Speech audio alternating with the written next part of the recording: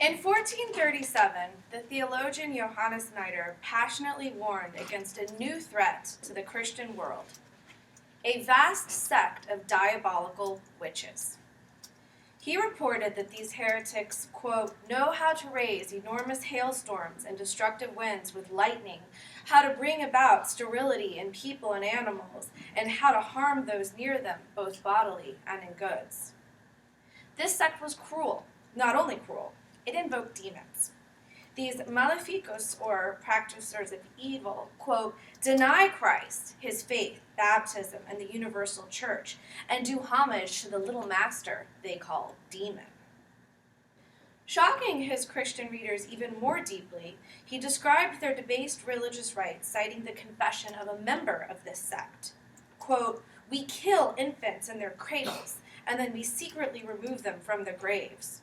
We boil them in a cauldron until almost all the flesh is made into a liquid draught, and we drink from this, end quote.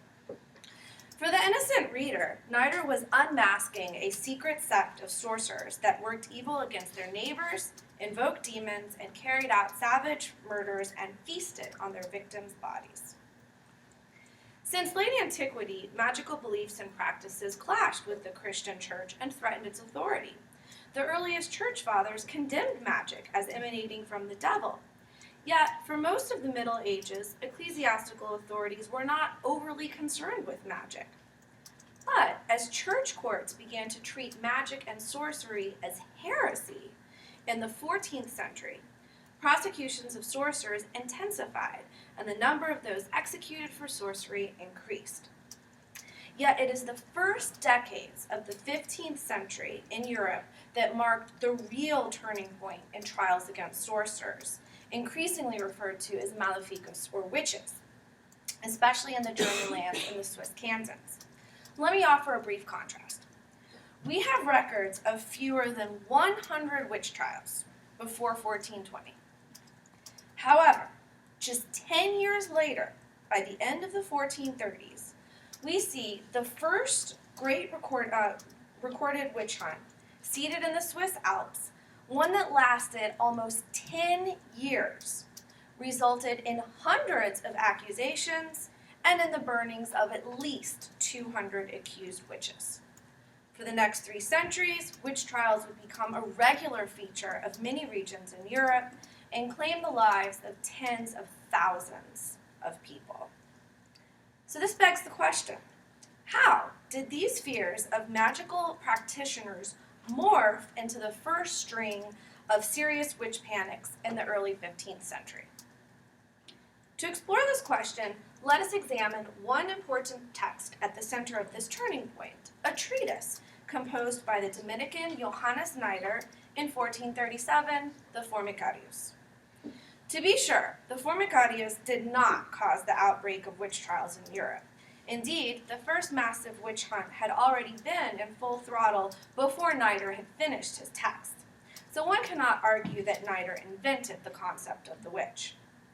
But here I do argue that Nider's text enabled witch hunts in 2 ways.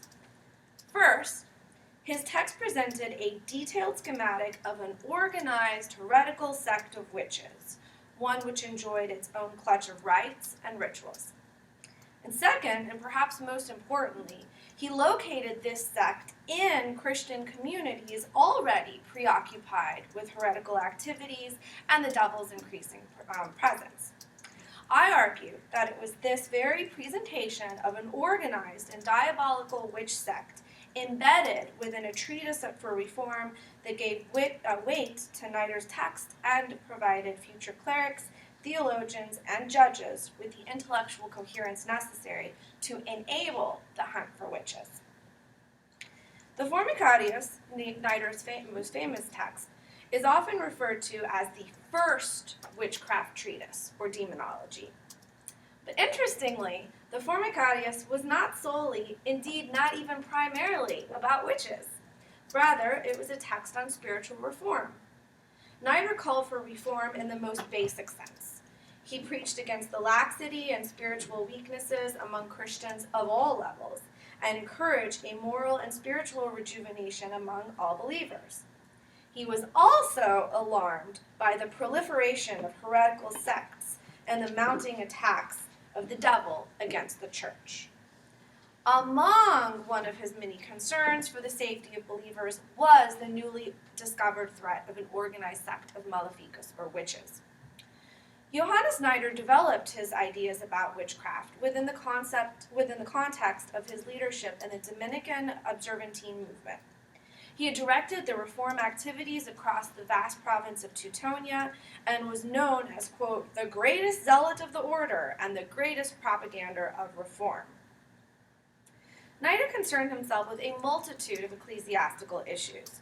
He rallied against the clergy and for the corruption and the moral decline of the church.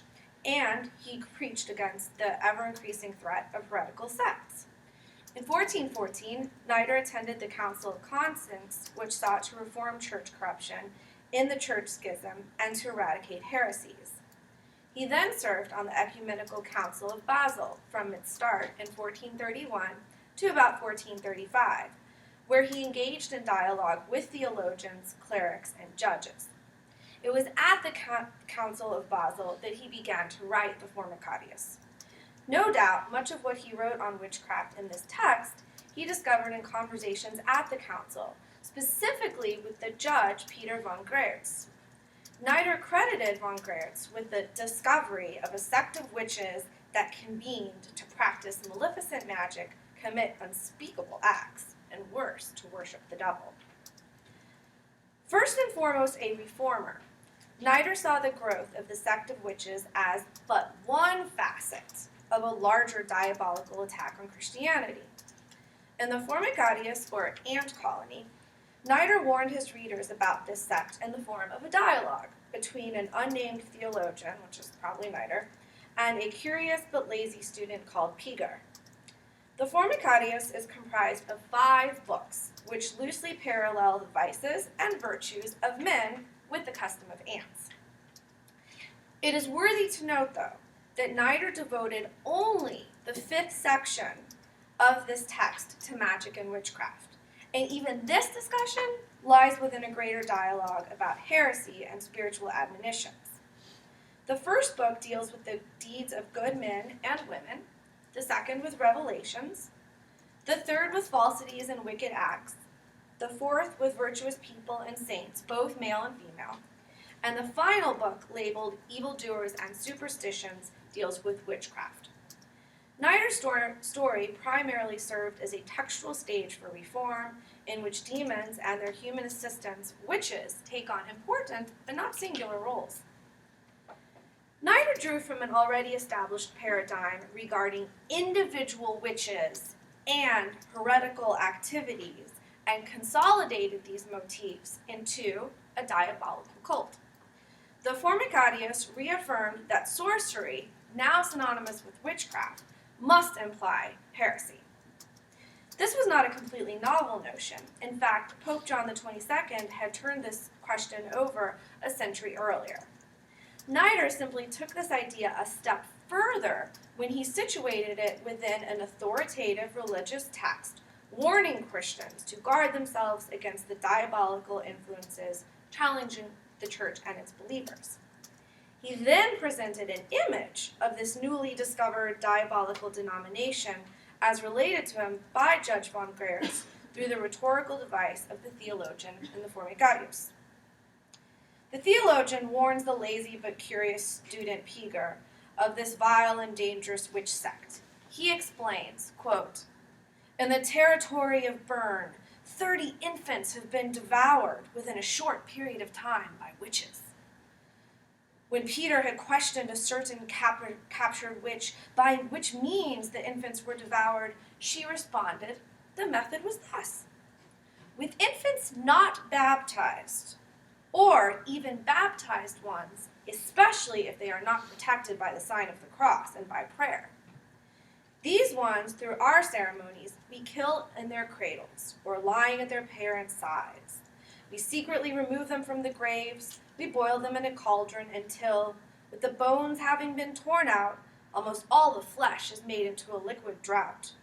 From the more solid matter of this, we make an unguent suitable for our desires and arts and transmutions. But with the more liquid fluid, we fill up a flask or a leather bottle.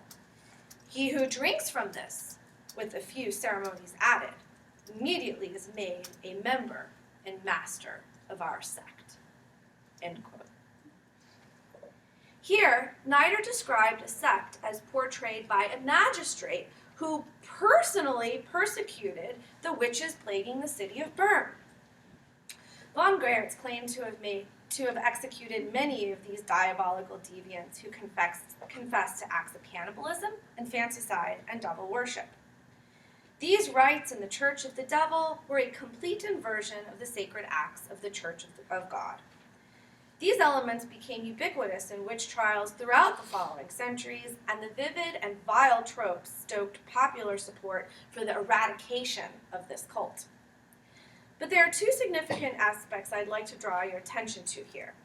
First, he does not portray random witches committing these acts, but rather an organized sect with members, rituals, and even this initiation rite. Secondly, the witches are able to commit their evil acts, or maleficium, in part because of parental failure to properly baptize their children or regularly pray over them. In this singular description, Nider, as a respected reformer and theologian, produced a vision of an organized secret sect of witches whose rites are inversions of Christian behavior and whose attacks are most effective against careless believers. Nider then enriches his description of the witch sect and adds a key component, diabolism. He relates, quote, "Finally, this year I learned from the aforesaid inquisitor that in Lausanne, certain witches cooked their own newly born babies and ate them. Moreover, the means of learning such art was, so he said, that the witches came together in a certain convocation, and through their efforts they saw a demon visibly in an assumed human form, to whom the disciple had to pledge that he would deny Christianity, would never adore the Eucharist, and would secretly trample on the cross whenever he could." End quote. Nider repeats the now familiar description of infanticide, cannibalism, and secret conventicles, and links them with diabolism. Into his discussion of magic and maleficia, he inserts the devil and demonic power. Inverting all natural tendencies and righteous acts, murdering their own children and feasting on their flesh, members of this sect of witches perform heinous rituals in a parody of God's church. Indeed, witches were the ultimate heretical sect. However seemingly wild to us, Nider drew on knowledge of ritual magic as well as established stereotypes. Accusations of infanticide and ritual cannibalism had been leveled against early Christians, Jews, pagans, and Cathars. Nider invoked the power of ancient motifs and merged them with the warning of a heretical witch sect, and thereby created an image of a witches' gathering or Sabbath, one that would be used and expanded over the decades and even centuries to come. Now, Nider has also been credited with feminizing witchcraft, or making witches female. I too expected to encounter this when I approached this source. While Nider makes remarks such as, quote, when a woman thinks alone, she thinks of evil things, end quote, and includes examples of female witches along with masculine ones, at no point does he equate witches with women. Nider's treatment of women reflects contemporary views of the female propensity to fall into such depths of sin, such as witchcraft. But this is counterbalanced by their capacity to attain the heights of sanctity. Nider remarks, quote, "Concerning good women, there is such praise, they have sanctified men and saved peoples, lands, and cities," end quote. I suggest that Nider's subtle descriptions and explanations hinted at a correlation between femininity and witchcraft, but he certainly did not establish the witch as woman trope, at least not in this text. There is another important element missing from Nider's description, one of the most familiar witchcraft tropes, in fact. Nider does not include the witch's night flight. This silence surprised me, especially after comparing his text to an anonymous tract written about the same time that Nider started writing the Formicarius. This short tract, called the Errores Gazarorium, has received far less scholarly attention than Nider's work, even though it depicted a very rich and explicit scene of the witch's assembly. This anonymous author did include the witch's night flight and explained the rite as such, and this is a quote from this tract. Quote, "After the seduced person pays homage to the presiding devil, he is given a jar full of ointment and a staff, with which the seduced man must fly to the synagogue or Sabbath." End quote. The witches not only fly to the synagogue or Sabbath on their greased sticks, but also use them to fly to gatherings at the tops of mountains, to create stormy weather in the air, and to sprinkle poison on their neighbors' crops. The Errores Gazarorium includes the ancient motif of nocturnal flight that the Formicarius seemingly leaves out. Interestingly, Nider does include nocturnal navigations, but not in Book 5. In Book 2 of the Formicarius on Revelations, Nider included a long account of night flight. Here, he recounted a story about a woman who claimed she engaged in nocturnal flights with the goddess Diana. A Dominican friar, hearing the story, asked if he could observe this phenomenon. He reported, quote, "That night, as was her custom, she placed a small cauldron on top of a stool and set herself inside of it. Covering herself with unguents and muttering magical words, she then fell asleep. Dreaming that she was in flight with the goddess, she rocked so violently that the cauldron fell from the stool. Physically, however, she never left the room, and when she awoke, the friar was able to convince her that her visions were mere illusions caused by demons." End quote. The belief in night flight had very deep roots and was widespread throughout Europe. And as the Errores Gazarorium demonstrates, this ancient motif was already folded into the witchcraft stereotype. But Nider chose to address this aspect as error and did not concentrate on the fantastical elements of witches. Rather, he focused on the quotidian challenges that bombarded the body of Christian believers, and then included his warnings of a witch sect within his authoritative and constructive moralizing treatise. To be sure, the beginning of the 15th century marked a turning point for witchcraft and ushered in a new era where magic implied maleficia and diabolism. Nider wrote his text in an age of heretical sects, a threatened and fractured church, and worse, an age plagued by the ever-increasing presence of the devil and his minions. In sum, the Formicarius created a cohesive notion of the witch by drawing from ancient folk beliefs and combining these with classical tropes of heretical depravity. His notion germinated in the rich and established environment of heretical fears, and his compelling vision was then carried to other clerics, judges, and reformers. While Nider did not invent the witch, he provided the intellectual coherence necessary that enabled the hunt for witches, an endeavor which to us may seem preposterous, but made sense within the intellectual, cultural, and religious fabric of the medieval and early modern world. Thank you.